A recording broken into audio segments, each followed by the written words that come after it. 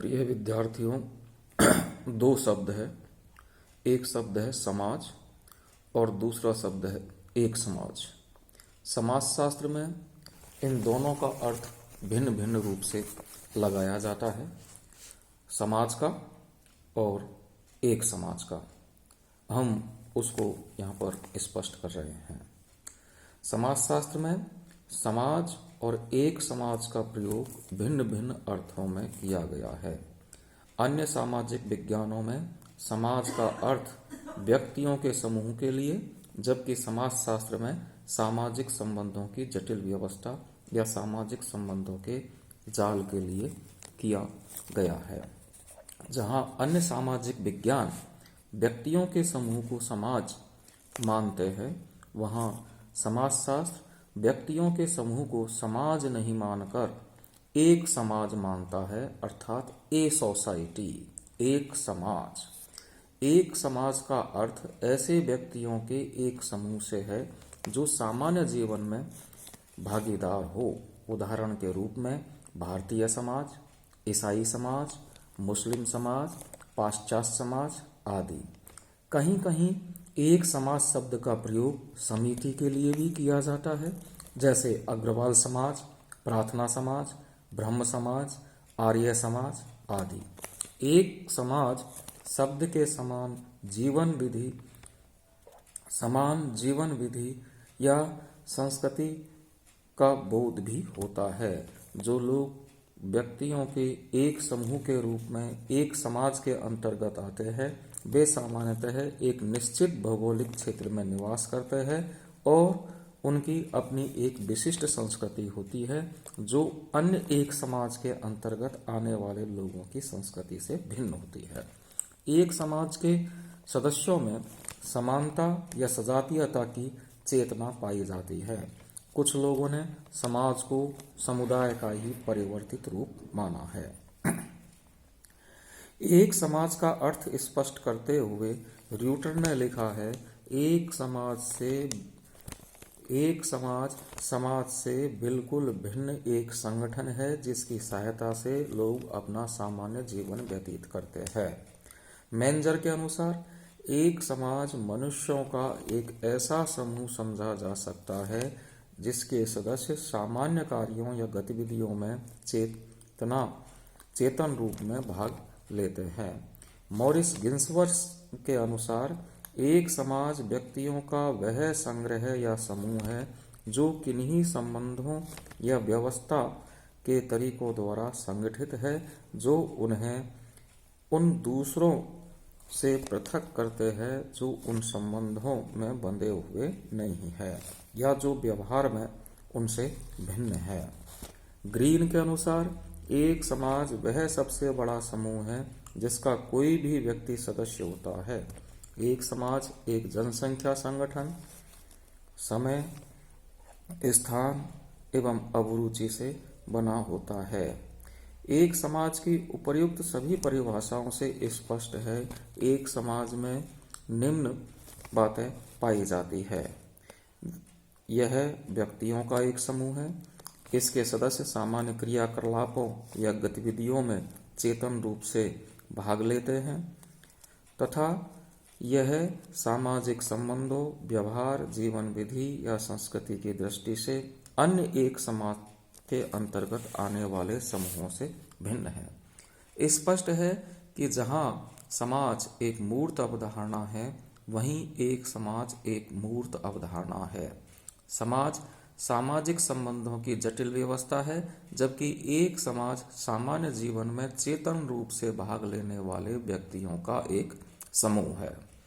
समाज और एक समाज में हम कुछ अंतर को स्पष्ट कर सकते हैं ताकि समाज को भी भली भांति से समझा जा सकता हो और एक समाज को भी भली भांति से समझा जा सके। समाज सामाजिक संबंधों की एक जटिल व्यवस्था है, जबकि एक समाज व्यक्तियों का समूह है। तो हमें इस बात को स्पष्ट तौर से ध्यान में रखना चाहिए कि समाज व्यक्तियों का समूह नहीं है, बल्कि समाज सामाजिक संबंधों का जाल है।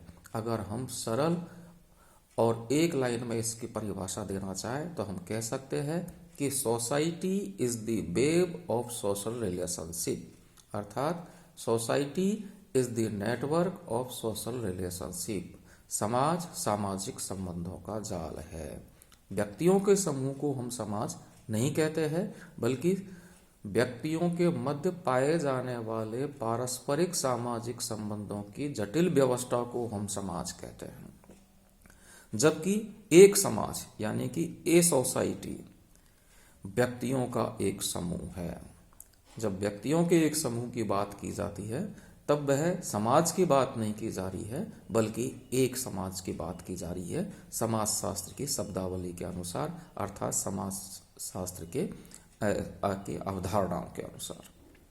नंबर 2 है सामाजिक संबंधों के अमूर्त होने के कारण इनसे निर्मित व्यवस्था अर्थात समाज भी अमूर्त है। एक समाज मूर्त है क्योंकि वह व्यक्तियों का एक समूह है जिसे देखा जा सकता है।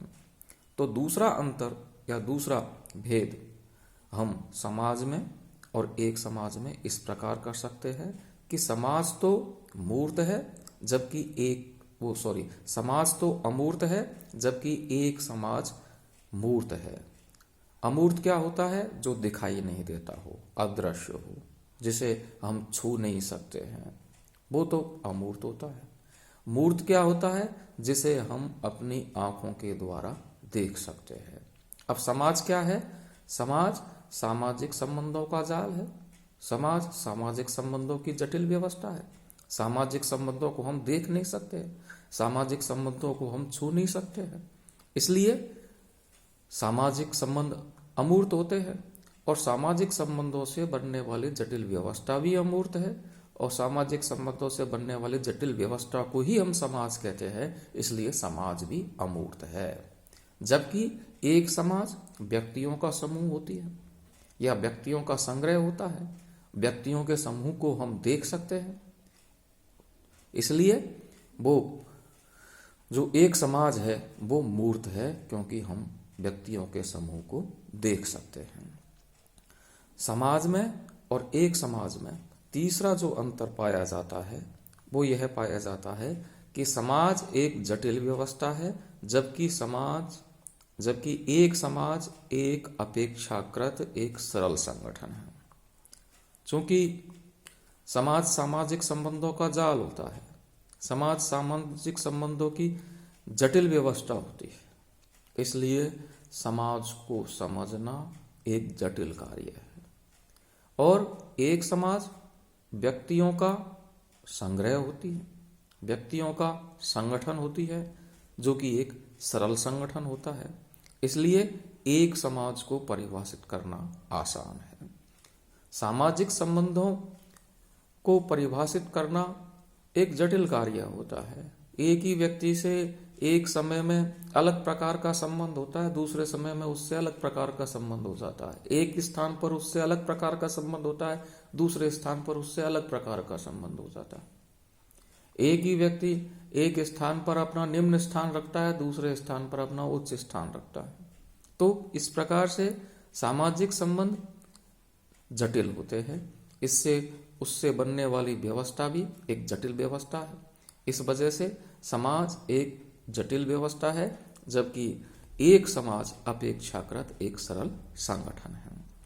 चौथा जो अंतर है समाज में और एक समाज में वो यह है, समाज का अपना कोई भौगोलिक क्षेत्र नहीं होता जबकि एक समाज का साधारणतः एक निश्चित भौगोलिक क्षेत्र होता है।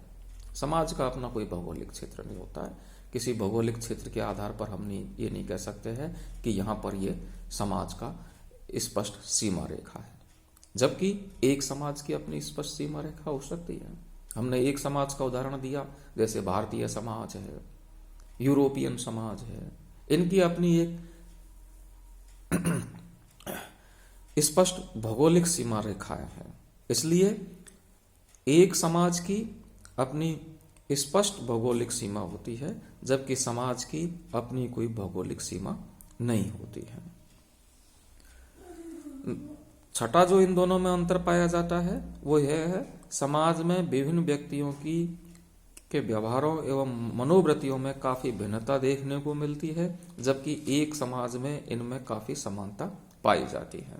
एक समाज अपेक्षाकृत एक सरल संगठन है जिसकी अपनी निश्चित भौगोलिक सीमा होती है, इसलिए एक समाज में पाए जाने वाले व्यक्तियों की मनोवृत्तियों में और उनके व्यवहारों में काफी समानता मिलती है।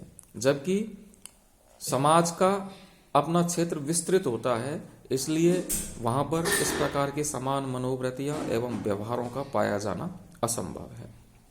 सातवां जो अंतर है दोनों में, समाज में और एक समाज में, वह यह है एक समाज का आकार काफी छोटा होता है जबकि समाज का आकार व्यापक होता है। समाज का आकार तो अनिश्चित होता है, उसका कोई और छोर नहीं, जबकि एक समाज का अपना जो आकार है वो निश्चित होता है, इसलिए तुलनात्मक रूप से समाज से जब हम तुलना करें तो उसका आकार छोटा होता है। तो इस प्रकार से हम समाज और एक समाज में अंतर करते सकते हैं। समाजशास्त्र सामान्यतः समाज विशेष या एक समाज का अध्ययन न करके समाज का अध्ययन करता है, जो कि सामाजिक संबंधों की एक जटिल व्यवस्था है। समाज की प्रकृति को समाजशास्त्र के माध्यम से भली भांति समझकर ही व्यक्ति के जीवन को उन्नत करने और सामाजिक जीवन को सफल बनाने का प्रयत्न किया जा सकता है। बहुत बहुत धन्यवाद।